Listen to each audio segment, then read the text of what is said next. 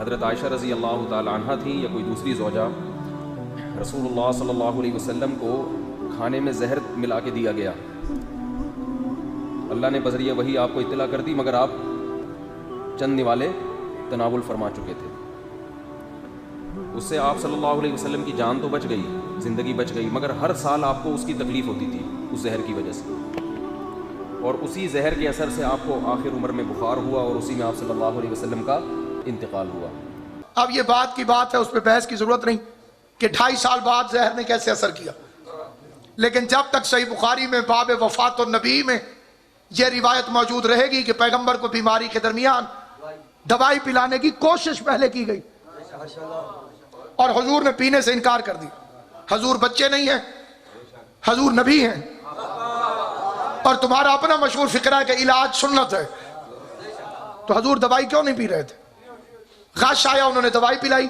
اگلے فقرے زیادہ بات کو واضح کر دیتے ہیں کہ حضور نے جب اپنے چہرے ہر پہ ہاتھ رکھا، دوائی ہاتھوں کو لگی، تو فرمایا اب یہ دوائی پلانے والوں کو بھی پلا دی جائے. وہ دوا نہ تھی، بطول کی یتیمی کا سامان تھا، جناب زہرا کی یتیمی کا سامان تھا. ایک واقعہ تبرکن تاکہ عبادت مکمل ہو جائے، اور میں قبلہ و کعبہ کو منبر دے رہا ہوں، ان کی تصدیق اور تائید سے یہ فکر عرض کرنا چاہتا ہوں. حضور مسجد میں آئے، فرمایا اگر کسی نے مجھ سے کوئی بدلہ لینا ہو، میں چاہتا ہوں کہ میں اسے بدلہ دے دوں، کیونکہ رفیق الاعلیٰ سے میری ملاقات کا وقت قریب آ گیا. ایک صحابی آگے بڑھا، اس نے کہا آپ نے مجھے درہ مارا تھا، میں درے کا بدلہ لینا چاہتا ہوں. پیغمبر نے فرمایا میں حاضر ہوں. اس نے کہا میری قمیض اتری ہوئی تھی جب آپ نے درہ مارا تھا، اگر برابر کا بدلہ دینا ہے تو قمیض اتاری. اس واقعے کی مزید تفصیلات لمبی ہو جائیں گی اور یہ وقت کسی لمبی روایت کا متحمل نہیں ہے، اشارتاً گزر جاؤں گا. صحابہ کرام بھی آئے، اہل بیت اطہار بھی آئے کہ تو نبی کو نہ مار، پیغمبر کے بدلے میں ہم سے بدلہ لے. لیکن اس نے کہا کہ یہ پڑا ہے درہ، میں نے تو نہیں کہا کہ مارنا، حضور نے فرمایا ہے تو میں آیا ہوں، اگر حضور درہ مارنے دے تو میں بدلہ لیتا ہوں، ورنہ میں چپ کر کے کھڑا ہوں. حضور نے فرمایا بلال، جی مولا، میرے گھر سے جا کے درہ لیا. اس کا نام تھا ممشوق، درے کا نام. لینے کے لیے بلال دروازے پر آیا. مخدوم کونین نے پوچھا کیوں؟ کہا درہ چاہیے. کیوں؟ آپ کے بابا نے منگوایا. بلال میرا بابا تو مریض ہے، سفر پہ جاتے ہوئے درہ لے کر جاتے ہیں، سفر کی طاقت تو نہیں ہے. بلال جواب نہ دے سکا، رو پڑا. رونے کی آواز مظلومہ نے سنی، تڑپ کے کہنے لگی بلال تجھے میرے حق کا واسطہ، جلدی بتا میرے بابا کو درہ کیوں چاہیے. بلال نے پورا واقعہ سنایا. ہائے کر کے زہرا کہتی اسے شرم نہیں آئی؟ میرا بابا بیمار ہے. میں رو کے کہتا ہوں زہرا یہ امت بیماروں کا حیا کہاں کرتی ہے؟ تیرے بابا کو تو درہ نہیں لگے گا، لیکن تیرا پوتا سید سجاد بیماری کے عالم میں اس بغیرت امت سے تازیانے کھاتا ہوا شام چلا جائے. مقصد یہ روایت پڑھنا ایک حکم کی تعمیل ہے، اور وہ ایک ہی لائن میں تعمیل ہو سکتی ہے. ایک فکرہ پڑھ رہا ہوں، قبلہ کو منبر دے رہا ہوں. تازیانہ آیا، جتنے میرے اہل سنت بھائی بیٹھے ہوئے ہیں وہ جا کے اپنی کتابوں میں اپنے علماء سے پوچھ کے دیکھیں. جتنے شیعہ ہیں امید ہے وہ میری زبان پر یقین کریں. اور اس نے کہا میری قمیض اتری ہوئی تھی، پیغمبر نے قمیض اتاری. یہ درہ اٹھا کے حضور کی طرف دوڑا. کئی صحابہ نے آنکھیں بھی بند کر لی کہ ہم پیغمبر کو درہ لگتا نہ دیکھیں، لیکن جب وہ حضور کے قریب آیا اس نے درہ پھینک دیا اور مہر نبوت کو چوم دیا اور ہاتھ جوڑ کے قدموں میں گر گیا. آقا آپ نے کب کسی کو مارا ہے؟ میں تو مہر نبوت کو چومنا چاہتا تھا. روایت ختم ہو گئی.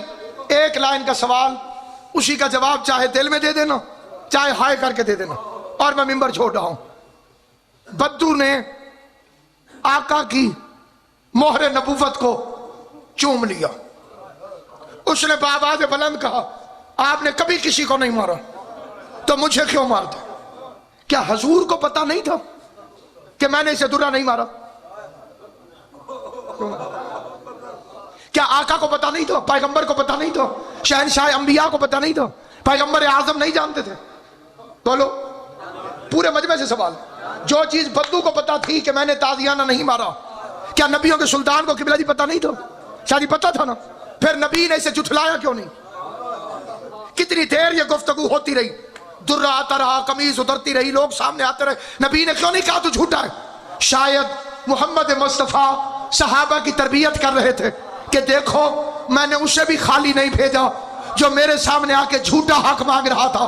کل میری آنکھیں بند ہونے کے بعد اگر میری سچی بیٹی زہرا دربار میں آ کے سوالی بنے تو فاطمہ کو خالی واپس نہ بھیجنا، زہرا سے گواہ طلب نہ کرنا، زہرا سے تحریر طلب نہ کرنا. حدیث العدود کہ اشرف الانبیاء نے فرمایا تھا کہ میرے منہ میں کچھ نہ ڈالنا، اور ان کی مخالفت کرتے ہوئے ان تمام لوگوں نے اشرف الانبیاء کے منہ میں ڈالا.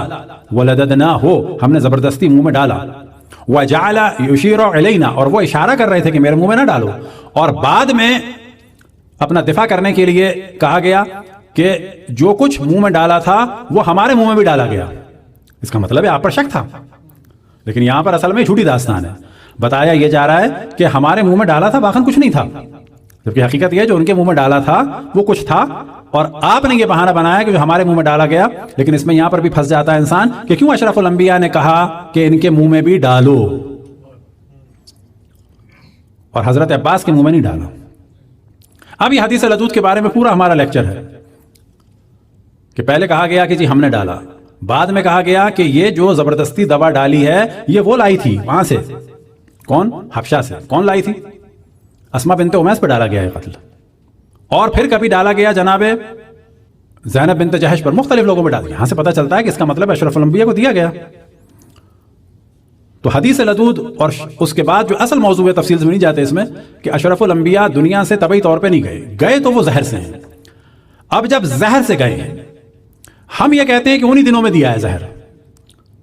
اب اگر کوئی کہے کہ یہ زہر ایک یہودی خاتون نے خیبر میں دیا تھا 8 میں، تو اس کا مطلب ہے کہ 2 سال 2.5 سال بعد. بابا 2-2.5 سال بعد کوئی زہر سے دنیا سے جائے وہ بھی شہید ہے، 2-3 دن پہلے کوئی زہر دے وہ بھی شہید ہے. تو اہل سنت کو لفظ شہادت استعمال کرنے میں آر کیا ہے؟ کہو کہ یہودی نے زہر دیا تھا اور رسول اللہ صلی اللہ علیہ وسلم شہید ہوئے، بس شہادت ایک بلند مقام ہے. کیوں رسول اللہ سے بلند مقام جو ہے چھینتے ہو؟ یعنی ان کا اگر یہی عقیدہ ہے کہ جی بیویوں میں سے کسی نے نہیں دیا، گھر والیوں میں سے کسی نے نہیں دیا، ایک یہودن نے دیا، گو کہ وہ نظریہ میں بالکل غلط ہے. کیوں؟ کہتے ہیں کہ جی اس نے یہ سو کہہ کے دیا تھا کہ اگر یہ نبی ہے تو اثر نہیں ہوگا، اور اگر یہ نبی ہے تو اثر نہیں ہوگا، اور اگر یہ نہیں ہے نبی تو اچھا ہے جان چھوٹے. تو بابا جان تو چھوٹ گئی، اس کا مطلب ہے کہ یہودیہ کا دعویٰ صحیح تھا کہ یہ نبی نہیں ہے، معاذ اللہ معاذ اللہ. تو یہ جو داستان ہے یہ بڑی خطرناک داستان ہے. یہودیہ والی داستان در حقیقت توہین رسالت پر مبنی ہے، انکار رسالت پر مبنی ہے. کہ یہودیہ پر تو حجت ہو گئی کہ میں نے تو زہر دیا تھا، یہ سوچ کے دیا تھا کہ اگر یہ نبی ہیں تو نہیں کھائیں گے، اور اگر نہیں ہیں تو اچھا ہے جان چھوٹے. صلوات پڑھیں پر محمد و آل محمد.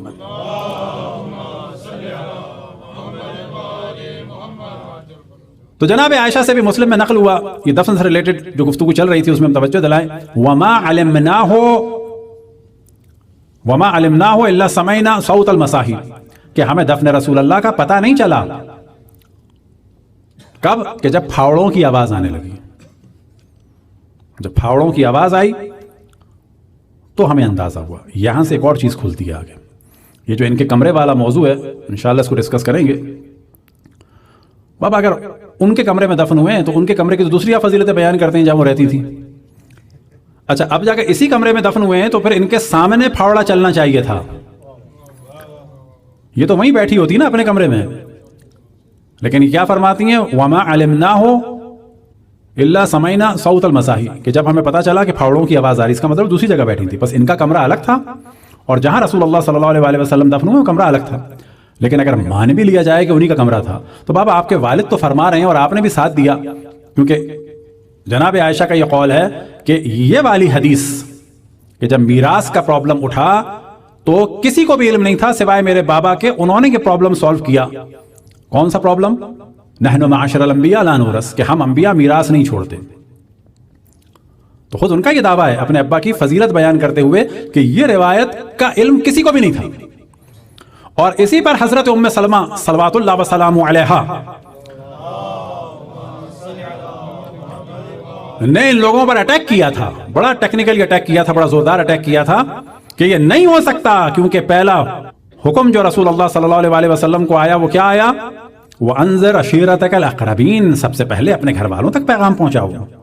یہ کیسے ممکن ہے کہ میراث کا مسئلہ کہ جو ریلیٹڈ تھا بیویوں سے اور خصوصاً ریلیٹڈ تھا تعداد کے اور مقدار کے اعتبار سے سب سے زیادہ حضرت فاطمہ سلام اللہ علیہا سے، تو نہ بیویوں سے رسول اللہ صلی اللہ علیہ وسلم نے فرمایا کہ میں میراث نہیں چھوڑ کے جاؤں گا، اور نہ اپنی بیٹیوں سے فرمایا بھی تو ایک ہی آدمی سے فرمایا، لیکن انہوں نے بھی کمال کر دیا کہ اپنی بیٹی کو تو میراث دے دی اور اسی میراث والے کمرے میں دفن بھی ہو گئے۔ لہذا جب بات ہوتی ہے فضیلت کی تو کہتے ہیں جی رسول اللہ صلی اللہ علیہ وسلم کے برابر میں وہ دفن ہے۔